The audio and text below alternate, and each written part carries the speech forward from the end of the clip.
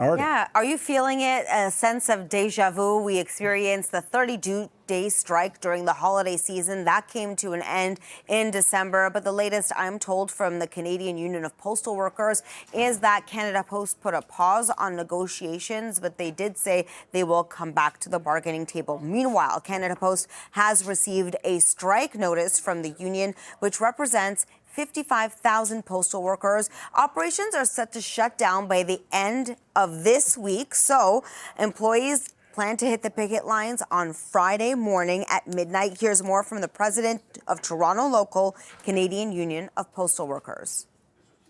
We need a collective agreement. We got to keep the postal system going. Canada Post has sent emails.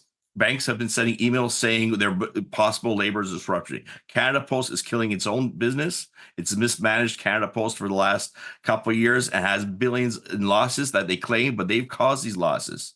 We're the middle class. We want to be able to feed our families, to pay our rent, and we want stable jobs, good jobs for future Canadians, the future young Canadians.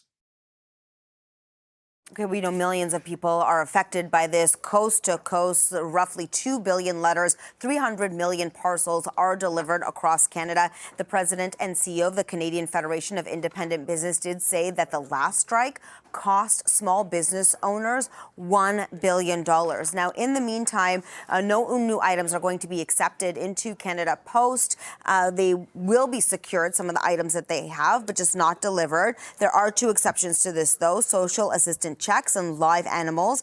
Canada Post says if this disruption happens, it would make their financial situation even worse than it already is. Back in 2023, it had an $845 million operating loss. Now, on Friday, there was a report that was released. It's a federally commissioned report. It recommended some big changes, including axing daily door-to-door letter mail delivery, but keeping it for businesses. The author of the report does say that Canada Post is in an existential crisis. The union, however, largely rejected this report, saying that they submitted in their own research for the report, but it was dismissed. Instead, the report, they say, simply regurgitates Canada Post's proposals and positions. Any updates, and we'll let you know. Back to you.